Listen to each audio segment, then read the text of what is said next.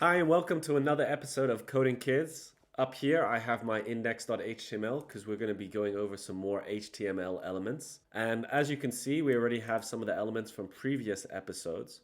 We have our H1, which stands for heading 1, our paragraph, our break element, which just creates a bit more space between our elements, and finally our button element. So today what we're going to go over is lists, how to create them, and they are slightly different to just basic text elements. So to show you, we're going to go over two types of lists. The first list is an unordered list. That's like a bullet pointed list where there's no numbers and it just lists out the items one at a time in no particular order. So the UL stands for unordered list. And as you can see, there's no content that I write straight after the tag.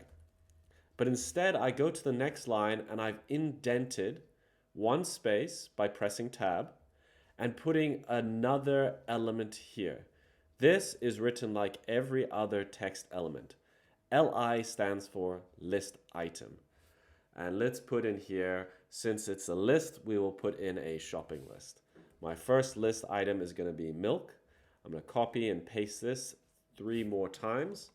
And let's go for butter and some cheese, and finally a water pistol, because who doesn't want a water pistol?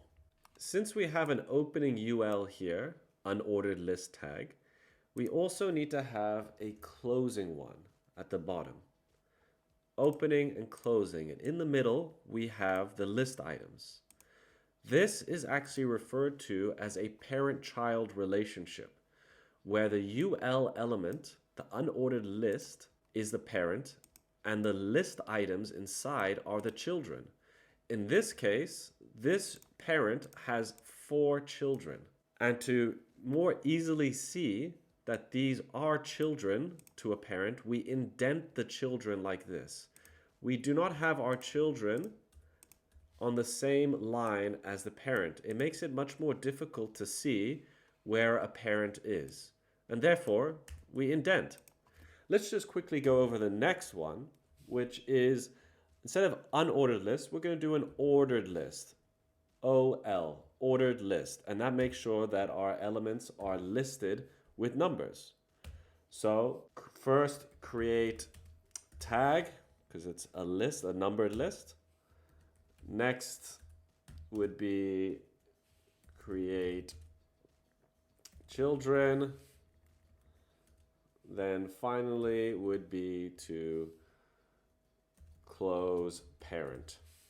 So step 3 is close this parent here. Here we go. We have an unordered list and we have an ordered list. These two are parents, while the list items are the children. Let's save that and let's go to our website. Refresh. And as you can see, we have an unordered list with bullet points and an ordered list which have numbers on the side. Why don't you try give this a go?